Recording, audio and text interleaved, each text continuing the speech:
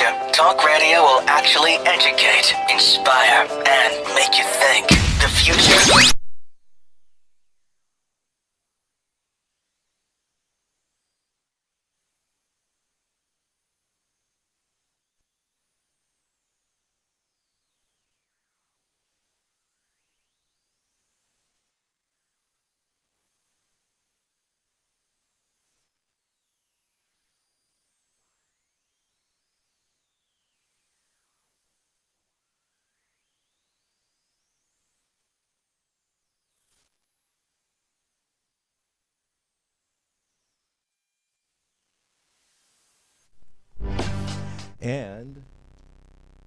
And welcome back, folks. We are Dr. Judy WTF, and I've got a nice vibration on my headset here.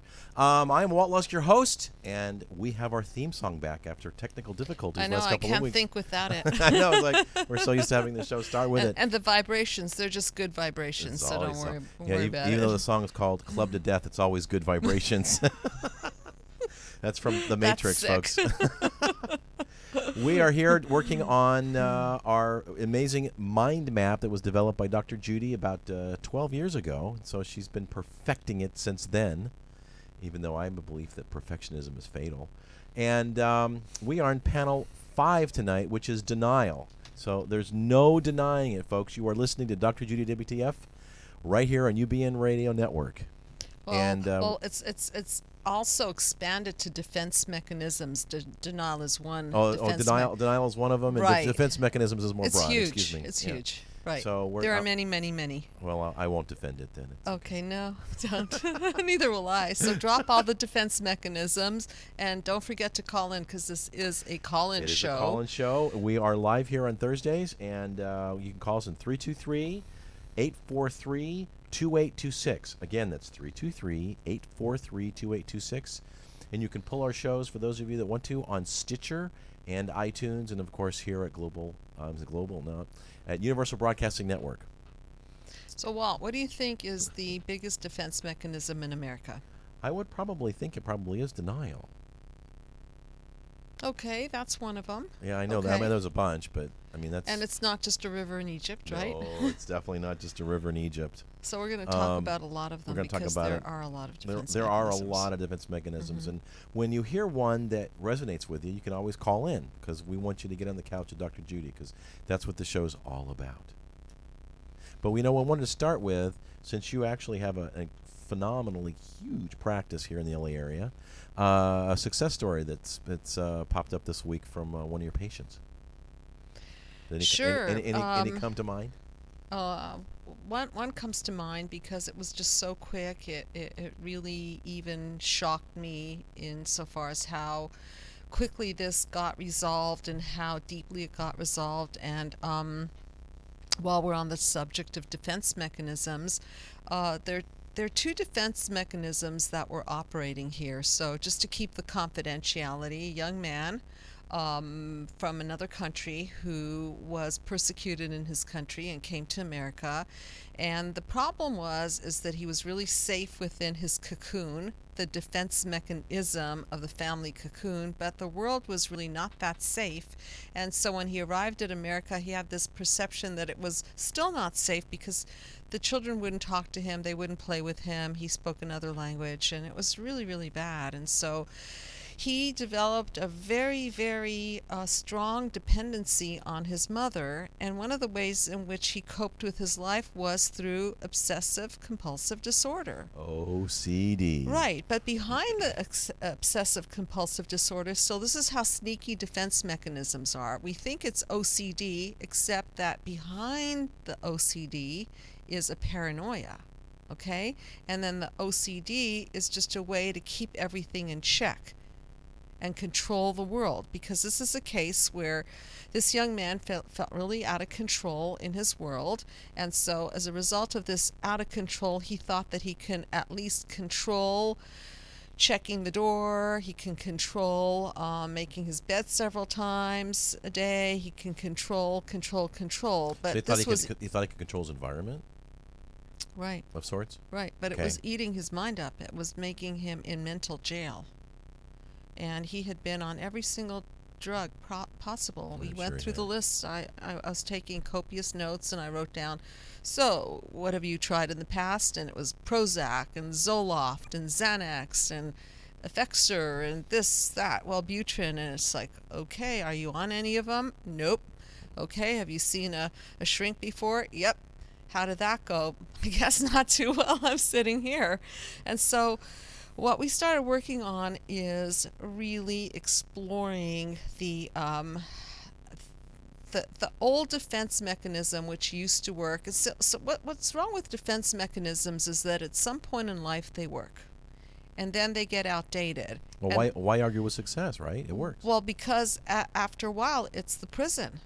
It's kind of like the dungeon. I was going to say, that's different than the dungeon, isn't it? It is. It's Okay. a mental dungeon, but it Okay. comes from the dungeon because where it came from is that there was a lie being told. And the lie being told is that there was never an updated file that the world was okay, because I think that there was some sort of a sick dependency going on between the mother and the son, and it was a codependency. And the lie was that the mother kept this young man locked within her boundaries so that she can feel better Well, and we safer. we all know that childhood really is a hostage situation. Well, this was expanded way beyond Yeah. childhood, let me tell you that, okay? And so there was some sort of a sick, good feeling that the mother got out of the son being in her nest, okay? And she was giving beyond womb service.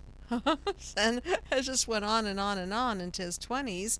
And so what we really discovered was that he was using the OCD also to check this immense anger that he was really feeling toward his mother. And so what happens is that when anger turns inward, of course, it turns to depression. Yes. This is something that we talked about a lot. Right. But sometimes the depression also goes into other ways of repression.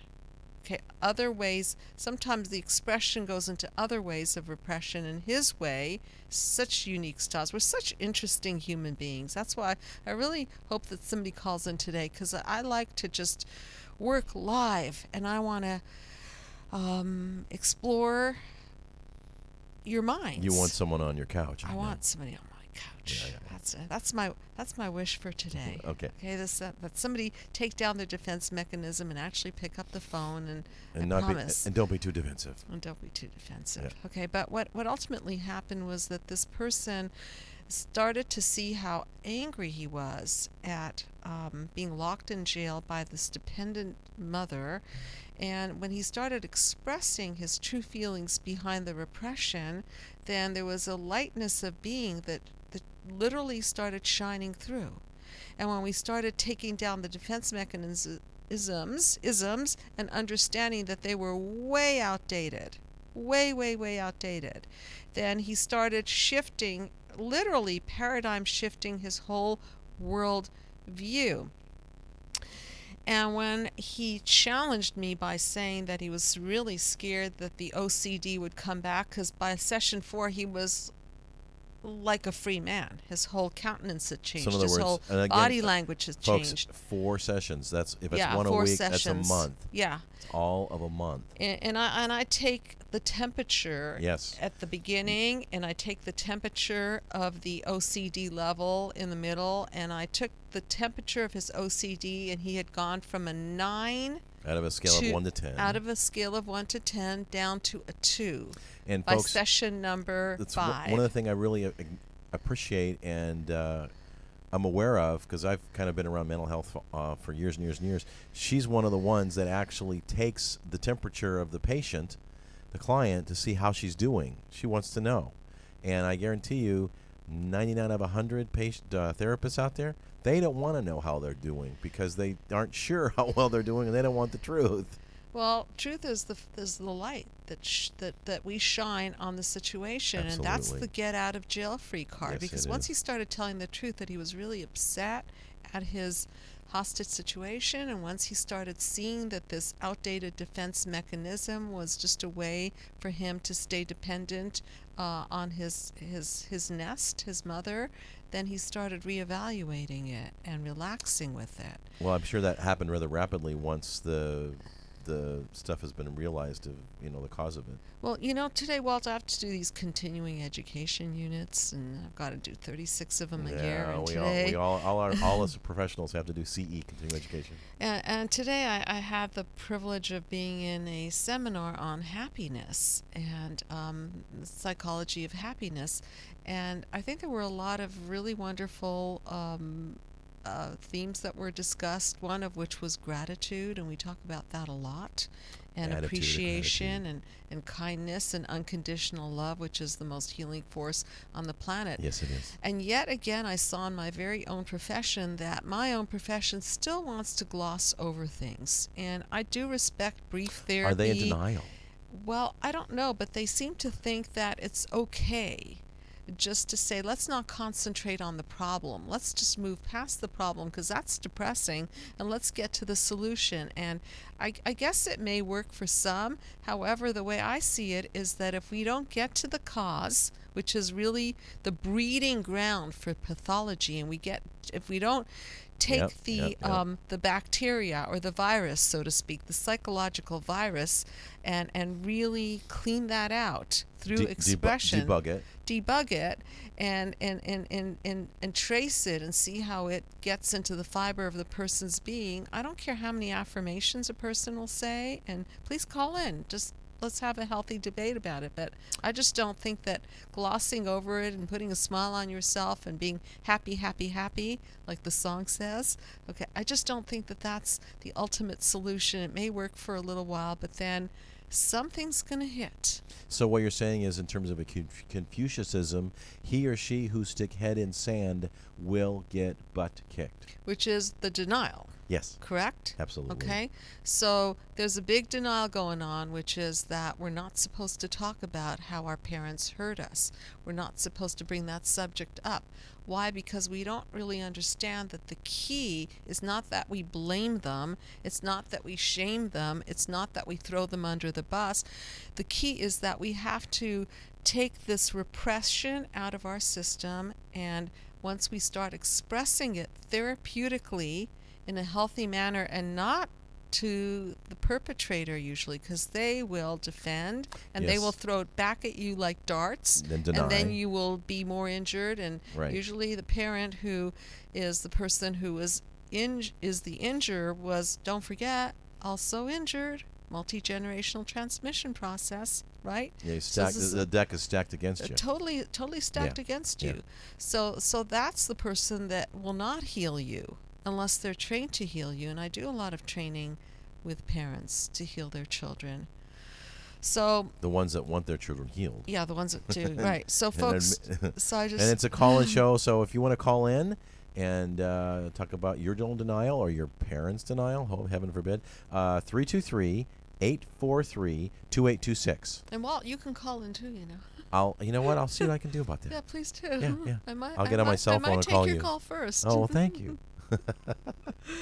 And then you can put me on the couch, and I can put you on the couch, and you can put me on the couch, and we can shrink each other. There we go. And then shrink the tune at the end of that. And we will be shrinking a tune, and we've got a very special tune today. It's sort of like one of the defense mechanisms is acting out, by the way. So stay tuned, and we'll be shrinking that tune, which those of you who are new listeners, we take a popular song, I read the lyrics, Dr. Judy sort of interprets it through her experience and mind map, and then of course we play the song, and you'll never hear the song the same again, guaranteed. Yep. So a defense mechanism is really a wall against a protective wall against the wound, the original wound of disconnect. So think about being wounded, and think about, let's say your skin is opened up, it bleeds, right? And you've got to make sure that no bacteria gets in there and keep it clean and all that stuff. Right. Okay, so a defense mechanism is sort of like the white blood cells going in there and erecting an army and doing the job. And defense mechanisms are good, but as I said before, they get outdated, and some of them are downright not so good. Well, and some of them do come with a cost. I've got, as I have in the last previous shows, I've wanted to read a portion of your new book that's coming out, Healing Human Disconnect. And, human defense mechanisms, unlike their animal counterparts, are psychological strategies of the unconscious mind to manipulate, deny, and distort reality to defend against feelings of anxiety, guilt, shame, humiliation, and unacceptable impulses that threaten our conception of mind, self, and ego. You have learned all of that as an infant. The first pains we become aware of are internal, having to do with institutional drives such as hunger, elimination, and emotion. These drives create tensions in our infant bodies that over time we learn to represent and react to. As our representation of the world becomes more sophisticated, our ability to control, tolerate, and avoid pain also similarly becomes more sophisticated. And sometimes when we're not soothed properly, yes. which comes from the first few days, yes. first few months yes. and years of life, because our soothers are our primary caregivers, usually mother, father, and when we don't have that healthy attachment, the secure attachment, we're open to these wounds. We don't know how to comfort ourselves. We don't know how to regulate our emotions, self-regulate, and then we're in trouble. And then we start using unhealthy defense mechanisms. For example, this week I had a young man come into my practice. He was using methamphetamines as a defense mechanism, and I helped him to understand that what he was really doing, because he had so much mother-infant disconnect.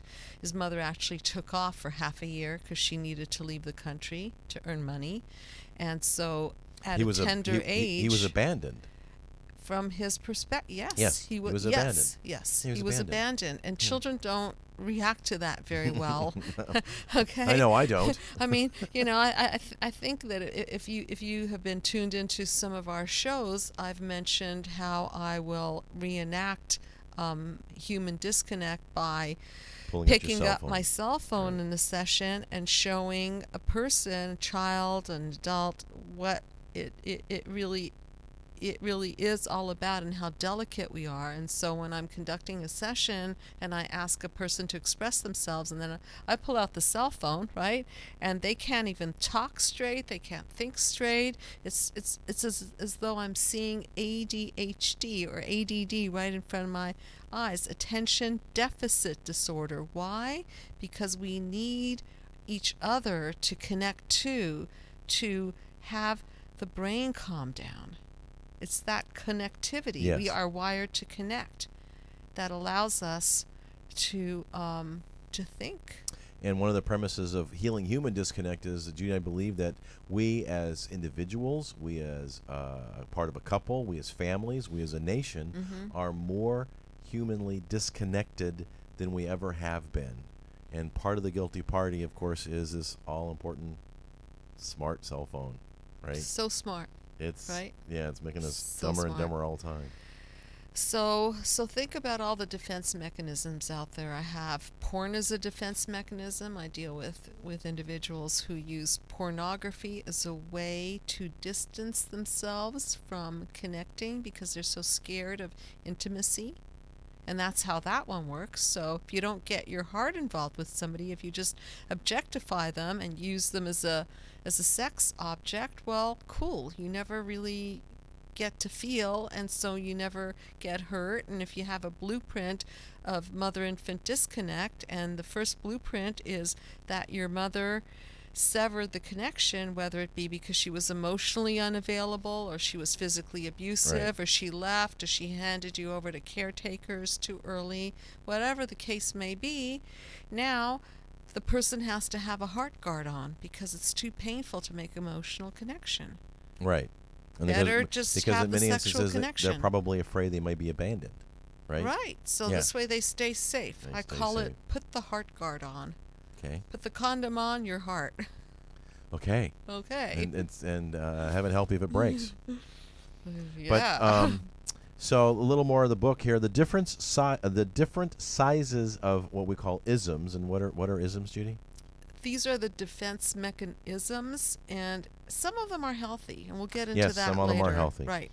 represent the level of development in your life. Your healthy isms reveal synchronicity, equilibrium, and stability, but unhealthy isms can also represent the size and weight of the injuries you have been struggling with from early on that cause your present addictions, obsessions, symptoms, and/or dis-ease. So if you can, do you mind putting the mind map up Sure. there? And Those of you that are listening, you can go to www.drjudywtf.com. But here's a shot of the mind map.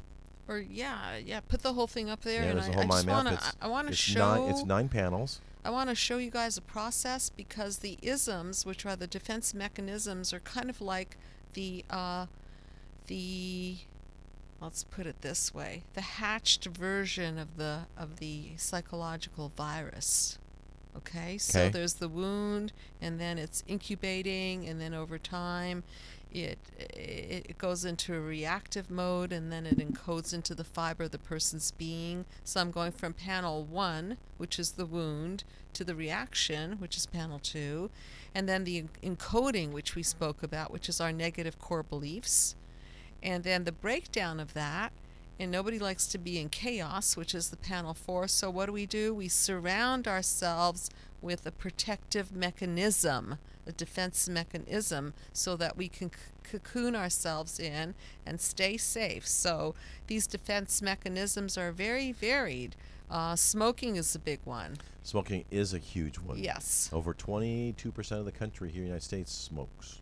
Right. And today. I used to work with smokers for the first many years of my life as a counselor. I wasn't a psychologist at the time. I ran a clinic that I created called the Habit Breakers Stop Smoking Clinic, and hence wrote a book called Dr. Judy's Habit Breaker Stop Smoking Plan. So very familiar with smoking as a defense mechanism, and then there's the addiction part. So yes, bam, the two go together, yes, and it's hand in glove. It's the dungeon. Once it's definitely again, a dungeon, and you right. can go to esmoketoquit.com, is Judy's website, or you can actually look up Dr. Judy on Amazon and find her book. It's sold well over 250,000 copies on how to quit smoking. And with interaction with Judy, she believes there is she's not going to say this, but I will. There's an 80% chance that if you're actually serious about quitting, and there's 2 ways to do it, either gradually through e-cigarettes that don't have any chemicals in them, or cold turkey, 80% chance of success. With follow-up, okay? Right, it's got to be some accountability with and follow-up. follow-up. So you can't just quit smoking and then not check in, whether it's checking in with me or a therapist or a Smokers Anonymous group or having some sort of support system. That is the key. Absolutely. Because you're literally dropping an unhealthy defense mechanism for human connection. Yeah, you're trying. Yeah, you're replacing right? something. You're replacing it. You're replacing a disconnect, which is smoking, because that's a disconnect, and you're replacing it with a connect, which is support from another human being. And so again, we're back to the connect and the disconnect. And of course, another very popular defense mechanism is overeating. So nice and soothing, right? Yes, it is. Mm-hmm. Mm-hmm. And after a while, you start looking like one of those circles in panel number 5 for those who overdo the defense mechanism, right? And just starts patting your belly and your body, and inside that cocoon, you feel really safe. But the thing about defense mechanisms is that they choke you down, literally. So you might feel good in your food bubble, but after a while you may develop heart problems, diabetes, plaque in your arteries.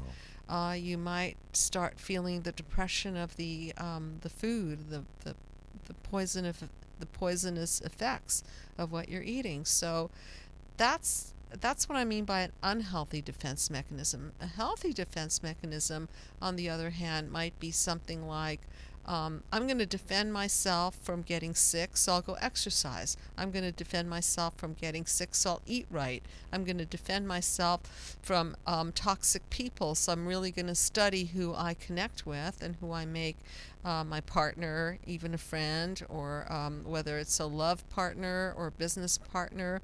You don't want to invite other people who could, and we'll get more into this in panel number 6, other people who could really break you down. Yes. Right. So, as you could see, there's just a garden variety of defense mechanisms, and they range from unhealthy all the way to healthy. Well, we're going and to touch on those because there are definitely a plethora of different plethora plethora yes. of different defense mechanisms. And you've been listening to Dr. Judy WTF. You can find us on the internet at www.drjudywtf. We're also on Facebook and Twitter, and you can pull our shows on Stitcher and well as iTunes and here at UBN Network. And we are on panel 5 of the 9-panel system that Dr. Judy's developed, and it's defense mechanisms. So let's go through some of the defense mechanisms. And I'm actually going to I was doing a lot of research, and then I decided to finish my research by reading Judy's book, and I should have just started there. It's got a wealth and a plethora of information. So there's basically 3 types of defense mechanisms that she breaks down in the book. There's unhealthy defense mechanisms, less unhealthy defense mechanisms, and then healthy ones. So, and we have 7 unhealthy ones, and we've made jokes about the first one. That's denial, right? The refusal to accept reality, the fact that a painful event, thought, or feeling did not exist. For example, a person who is functioning alcoholic will often deny they're having a drinking problem, but point out how well they function at their job and in their relationships, at least when they're sober. At least then. At least that. The other one is regression. Earlier stage of development is the face of unacceptable thoughts or impulses. Adolescents who are overwhelmed with fear, anger, or growing sexual impulses might start exhibiting earlier childhood behaviors as climbing or clinging or bedwetting. Under great stress, an adult may refuse to leave their bed or engage in everyday activities. You see, we go back to that period of time when we were wounded. That's the regression. Well, here's going back to that other stage. And there's a third one, which is really fun, is acting out. That's fun. Oh, yeah. I don't even need to elaborate on that one. Dissociation. An extreme of that is the multiple personality disorder. But when a person loses track of time and or a person thought processing or memories or splits off from themselves because reality is too unbearable. That's definitely a coping mechanism. I want to sure. just elaborate on that because people think about psychosis as somebody who's crazy, and they sure do look that way, except that psychosis or a way of splitting off from reality is a very appropriate thing to do. For example, if you are being hurt as an infant, child, can't cope with child abuse, you can't cope with that level of pain, you can't cope with that, so the best place to go is to leave. Just leave in your mind and split off into another world. The problem is that once the danger is gone, person might never come back, or they don't really trust to come back. And so they stay in that state, and a healthy defense mechanism now starts looking like a really crazy defense mechanism. And again, this is all about updating the files. Yes, I can understand that, and it definitely needs to be updated. And unfortunately, it can't be done by yourself. It's got to be done with some psychological help. So getting back to the unhealthy defense mechanisms, the fifth one is, I think, what a lot of us men do, and that's compartmentalize. A lesser form of dissociation. But not you, right? Well, you don't do that. I admit to being part of the male persuasion. But you're evolved, right? I am definitely evolving. A lesser form of dissociation where parts of oneself are separated from awareness of other parts and behaving as one had separate sets of values. Right? I don't know about values, but we're able to compartmentalize different situations and different just things. Curious, do you have an example of a way that you do it? Not to put you on the spot. Lord. Oh Lord. Let's get juicy here. Maybe I'll have an argument with my girlfriend, and then kind of just shut down emotionally and go to work. Okay. Right? Okay. I think guys are better able to do that than women are. As opposed to resolve it on the spot. Well, due to time or the intensity of the discussion that we might be having. That makes sense. Doesn't warrant more of a discussion or resolution or even a dealing with it. So I think I don't know if that's a fair example, but And you know, sometimes that's healthy because you'll go back to it. It's not like you're avoiding it permanently, but correct. sometimes it's nice to compartmentalize something and then come back to it when it's better timing. You have more space to really work it through. And I think you're right. Men are better at it. Women let those incidents bleed through into their lives, and so they'll be bothered by it, let's say, for the entire day, and won't be able to concentrate, won't be able to really work sometimes. And yeah. And so, for example, separate from awareness from other parts of behaving as if the separate acts and values. As an example, one might be an honest person who cheats on their income taxes. So in other words, I guess they feel it's okay to cheat the government because, they really don't need the money. So usually they're honest, yes, and then Mhm. this little Right. area they just kind of split off from. They don't split, they just fudge. They fudge. They just fudge a little. Okay. 6 is projection. To falsely ascribe a person's undesired thoughts, feelings, or impulses onto another person who does not have these thoughts, feelings, or impulses. For example, a spouse may be angry at their significant other for not listening when the fact is the angry spouse is the one that isn't listening. Isn't that a great defense? Just project it all on the other person, and they get so defensive about it that they don't even notice that you done it.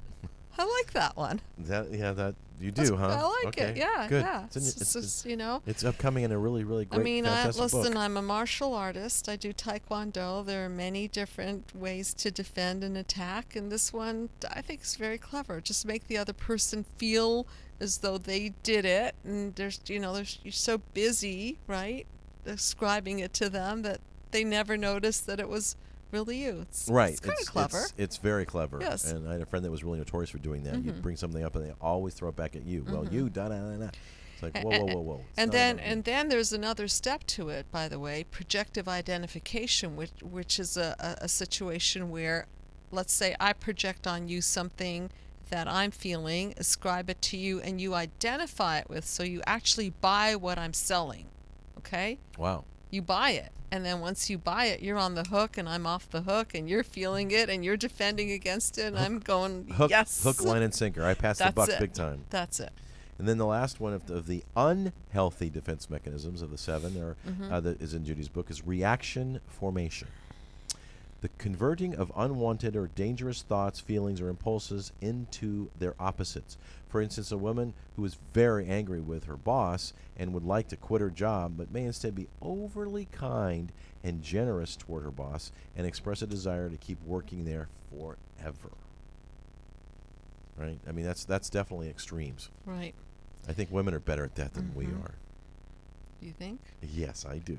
Yeah, we just know how to butter it up, don't we? Absolutely. And if you disagree, call in. Get on the couch with Dr. Judy.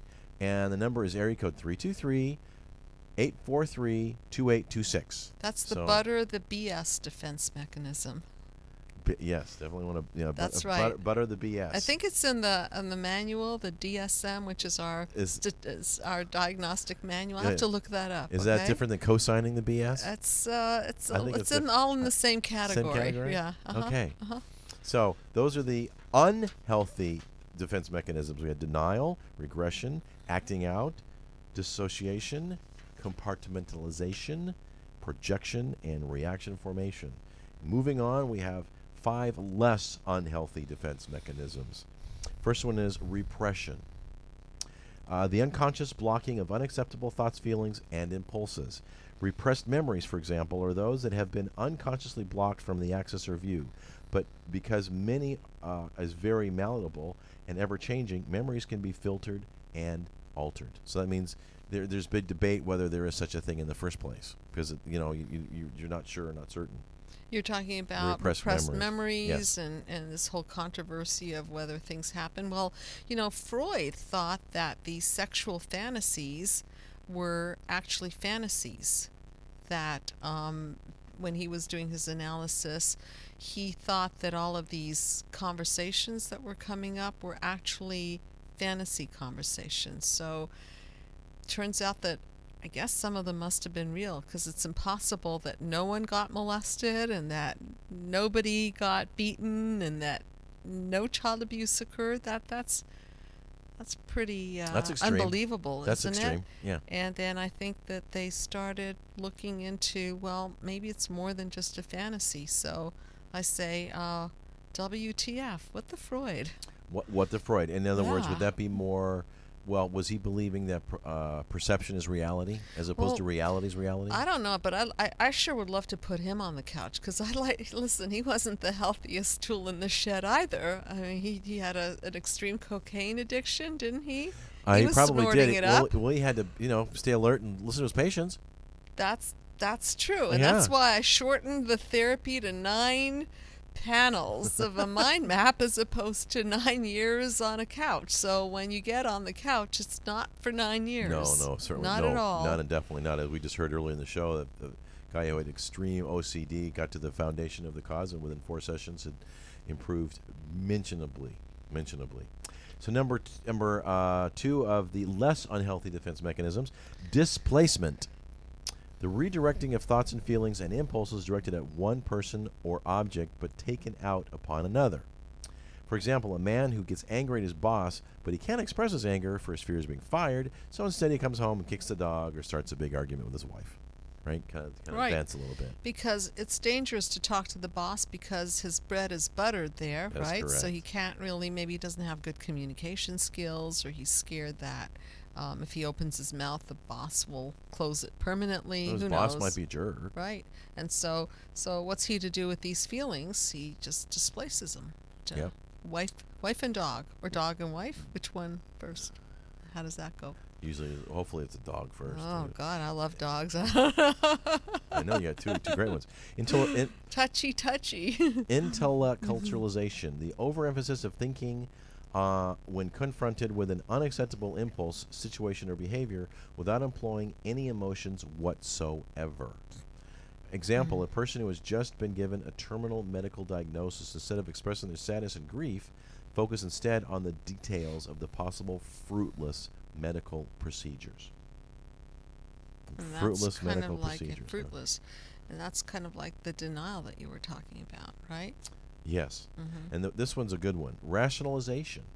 Putting something into a different light for one's perceptions or behaviors in the face of changing reality. For instance, a woman who starts dating a man she really, really likes is suddenly dumped by the man for no reason. She reframes the situation with, I suspected he was a loser all along. Yeah, that'll take care of her feelings of loss, won't it? Yeah. Yeah. And then lastly, if less unhealthy defense mechanisms is undoing.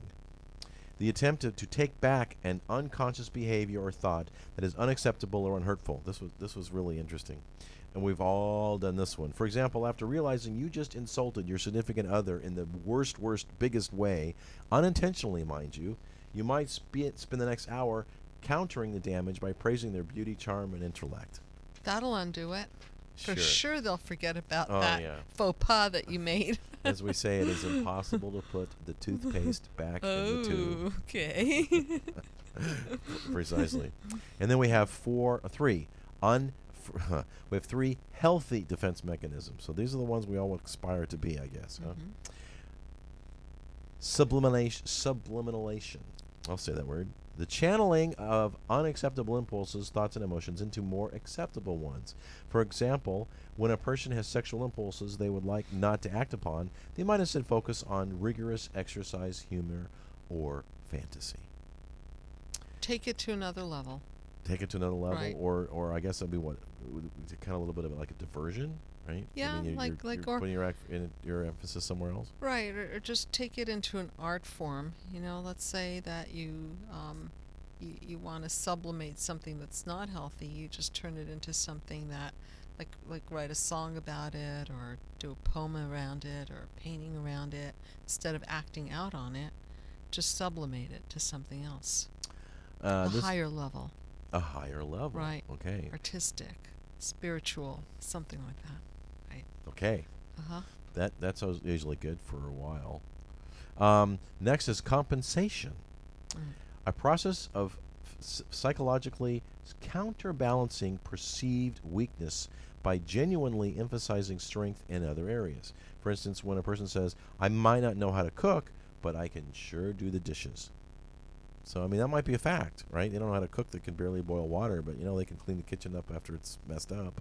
Yeah, that's not unhealthy, No, is it? no, it's sort of absolutely like not. No, it's saying, okay, well, these are my strengths, so I'm just going to get into my strengths, and that's where it is. And maybe their partner is good at the other piece of it. So today, actually, in the lecture, they were talking about the CEU lecture, which is still on my mind. They were talking about strengthening your strengths and hiring your weaknesses. Well, back in the day, Uh-huh. we all have weaknesses and we all have strengths. And in many instances, it was always attempting to overcome our weaknesses.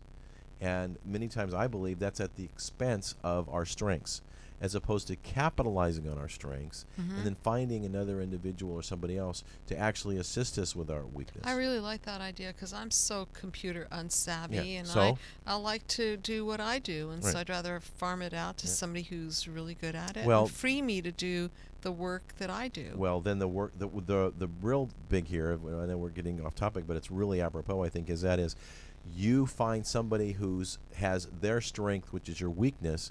You make their work their play, as opposed to trying to figure out and work yourself through it, because you won't. There's no way you can overcome your weakness. It is what it is. So find someone else who it's their strength and they love doing it, and it's actually they're so good at it, they play at it, than trying to overcome it and do it yourself. I mean, and some would say challenge your weakness and and expand it. I could see that too. That it would be healthy, probably healthy for me to take a computer class, so I'm just not such a nerd around it. But ultimately, where do I want to be spending my time? Is I want to be spending it on my passion, not really learning something that doesn't interest me that much in the first place. Correct. I mean, like, for example, Bill Gates was brilliant in the computer world, but how much time do you think he actually spent in front of a computer? Right. Right? He didn't. So he delegated it and capitalized on his strengths. Which freed his mind up to be creative. Absolutely. Right. See? And last one is, and I'm not a none too soon here, these are the 3 healthy defense mechanisms. Assertiveness. And this emphasizes a person's need or thoughts in a manner that is respectful, direct, and firm. Assertiveness falls in between a passive and aggressive communication style, striking a balance between speaking up for themselves and listening. Right, as opposed to an avoidant defense mechanism. So if you're assertive, then you can draw the boundaries, right? And you can Yes. still be in the game. But if you're avoidant, then you withdraw and you're not really in the game. There's no interconnection. But you're in your bubble and you're safe. And the other way, you still stay in the group. And again, being assertive does require a little bit of self-esteem and security in the relationship that you're in. Mm-hmm. Right? And communication skills. And communication assertion skills. Which in all relationships, I believe, we are a little bit more secure than we feel we are. So you might want to try being just a little more assertive, and I promise you, in 9 times out of 10, it will surprise you, the results, and I assure you it'll be positive. And then we talk about the peaceful healing dialogue. Yes, in the end of that chapter, we talk about the peaceful healing dialogue, the PhD. And so one way that you can be assertive is simply by asking the person respectfully if it's okay for you to talk about a certain subject, and then sharing with them your truth. And that's assertive. Just simply sharing your truth, not in an unkind way, but really owning your own stuff and self-reflecting. And the more you can talk about your piece in the problem, the more they'll be able to talk about their piece in the problem. And guess what? As you demonstrate non-defensiveness, you're really being the cause of creating an atmosphere of non-defensiveness in the person across from you. So then they're going to start sharing about their piece in it.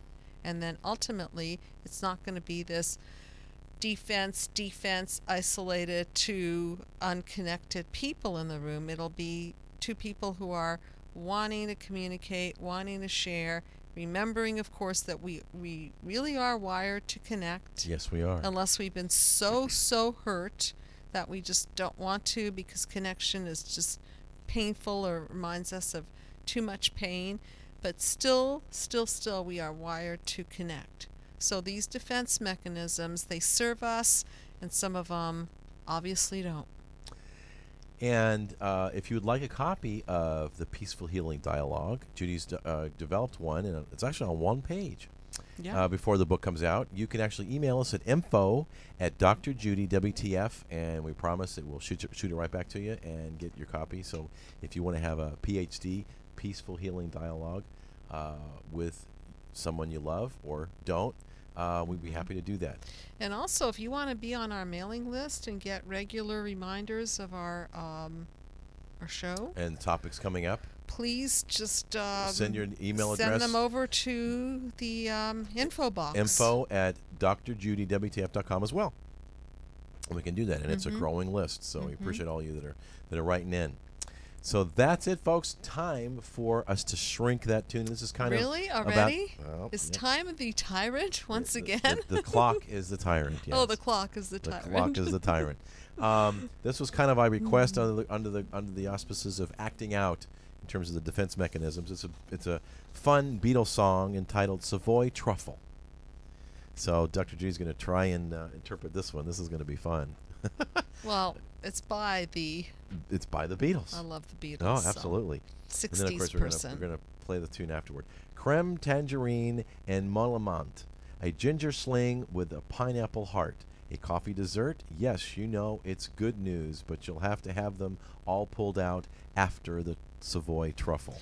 So I was reading a little bit about this because when I saw the title, I thought, yikes, what the hell is a Savoy truffle? WTF. WTF. And so I started doing a little research, and I found out that this is an ode to Eric Clapton's most wonderfully delicious defense mechanism, which is chocolates. Interesting. Right. Yeah, Wow. I learned that today. Wow. You know, Well, like a fascinating. little trivial pursuit question. Cool. And so really what we're talking about here is this wonderful chocolatey and pineapples, and it's just delicious, right? On the Yes. surface of it, it's delicious. However, defense mechanisms, the unhealthy ones, have a price tag, and in this case, it's pulling out teeth, rotting teeth. Wow. Wow. Okay. We pay a price. There's always Eye for an eye, always- tooth for a tooth. and there's always a cost. A truffle for truffle and a truffle for tooth. Something like that. And by the way, if you want to see this, it's really fun to watch on YouTube. Someone's done a really good interpretation of it on YouTube. Just punch it in. Cool cherry cream, a nice apple tart. I feel your taste all the time. We're apart. Coconut fudge really blows down those blues, but you'll have to have them all pulled out after the Savoy truffle. So this is so beautifully said because the fudge, the chocolate, which is supposed to be an antidepressant, right? Yes. Is pulling out the blues. But again, look at the price. Well, he's not talking about diabetes. He's referring to teeth here. Okay. But same concept. Feels good and then doesn't. There's a cost. Yeah, You might not feel it right. You might not feel it now, but when the pain cuts through, you're going to know and how. The sweet is going to fill your head. When it becomes too much, you're going to shout out loud. And I love the Freudian slip. You know, you said sweet, but it says sweat, and the sweet makes us sweat, and that's The sweat's going, yeah. And that again, is that's where pulling tooth. Oh yeah. But chocolate's sweet. Well, yeah, but here it's going to make him sweat because he's going to get his tooth pulled out. Yikes. But you'll Defense mechanism is but not you'll gonna have work. to have them all pulled out after the Savoy truffle. You know, that way you eat you are, but what is sweet now turns so sour. We all know oh la di blah da, but you can show me where are you?